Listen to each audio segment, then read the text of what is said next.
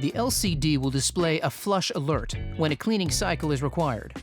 To start the cleaning cycle, insert the 1-cup basket into the portafilter. Place the cleaning disc inside, followed by 1 cleaning tablet on top of the cleaning disc. Insert and lock the portafilter into the group head. Empty the drip tray and replace it into the machine. Fill the water tank to the max line, then reattach it to the machine. Press the menu button to enter the main menu. Use the grind amount dial to navigate the menu to flush.